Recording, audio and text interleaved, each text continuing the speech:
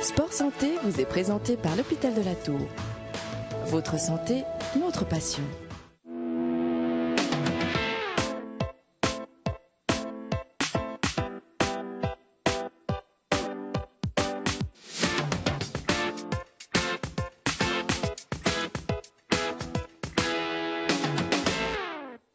Bonjour à tous, bienvenue, merci d'être une nouvelle fois avec nous dans ce Sport Santé. Aujourd'hui, on s'intéresse à l'Hypomax. Qu'est-ce que l'Hypomax? Tout de suite des explications du professeur Ben Kaiser.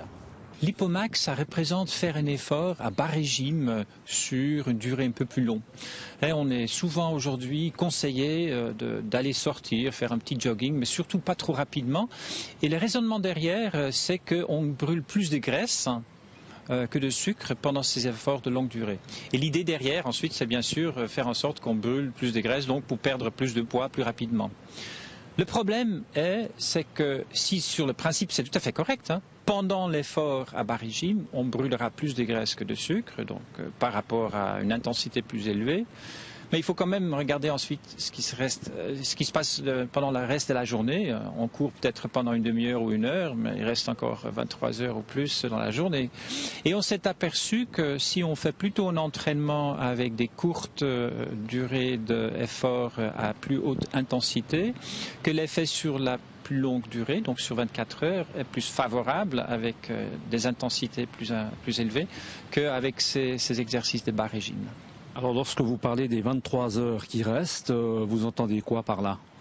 Parce que si on veut perdre du poids, il faut essayer de faire en sorte que notre balance énergétique devienne négative. Qu'est-ce que je entends dire par cela? C'est que ce que l'on mange contient de l'énergie, il va falloir le dépenser pour rester avec un poids donné. Et c'est uniquement si on mange moins qu'on dépense qu'on va perdre du poids.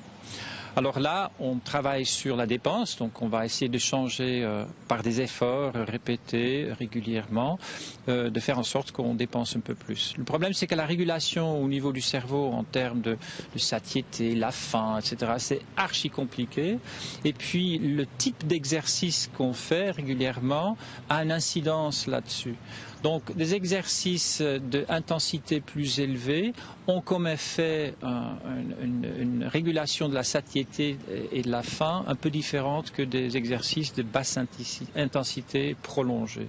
Donc, on pense aujourd'hui, c'est surtout ça la raison qui fait en sorte que sur le long terme, donc 24 heures, voire des jours, voire des semaines, faire régulièrement des intensités d'efforts plutôt un peu plus intenses, avec le même coût énergétique que des efforts de longue durée, ont plus d'effet sur la perte du poids que ces derniers.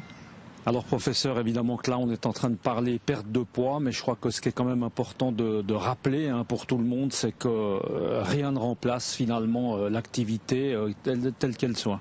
Tout à fait, c'est ça qui importe, quoi. Il faut dépenser de l'énergie, mais il faut peut-être sortir un tout petit peu du carcan qu'il faut absolument faire des exercices d'une manière ou d'autre.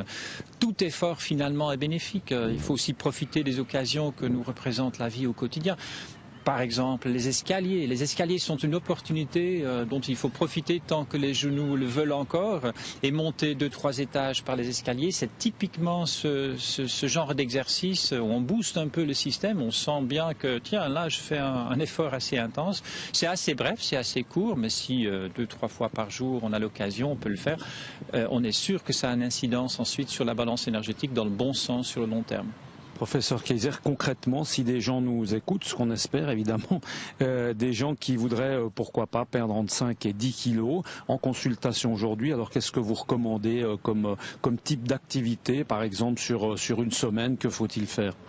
Alors cela dépend bien sûr de la condition de la personne. Avec un certain surpoids qui est important, il faut aussi penser un tout petit peu au poids excessif qu'il faut encore transporter. Aller dire à ces gens-là, il faut commencer à faire du jogging, attention, il faut quand même faire un peu attention à cela.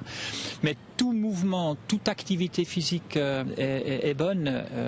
Donc dans la mesure des possibilités de la personne donnée, plus de marches, plus d'escaliers, éventuellement plus de déplacements à vélo, peut-être devenir membre d'un club sportif, faire un peu de badminton, etc. Tout est bienvenu. Ensuite, bien sûr, adapté aux facultés données pour la personne donnée. Alors le paradoxe, c'est qu'on peut être en surpoids mais en bonne santé. Tout à fait, ça c'est important de se réaliser. C'est extrêmement important de garder tout au long de sa vie un fitness, une condition physique qui est plutôt excellente. Le danger, c'est de perdre ce fitness, et même si on a une volonté d'en faire et on sait contrôler ses apports alimentaires et rester avec un poids normal, si on perd ce fitness, ça c'est mauvais signe. Et contrairement à ce qu'on pense, être en léger surpoids avec l'âge, c'est presque inévitable. Tant qu'on reste en forme physique excellente, ça ne pose pas tellement de problèmes. Voilà, merci en tout cas au professeur Benckeiser. Vous l'aurez compris, l'essentiel étant une fois de plus de bouger. Merci en tout cas de nous avoir suivis. On se retrouve le mois prochain pour parler de sport et de santé. Portez-vous bien, à bientôt. Ciao.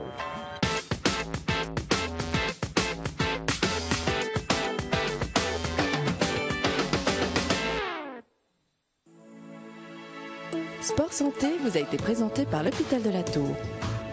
Votre santé, notre passion.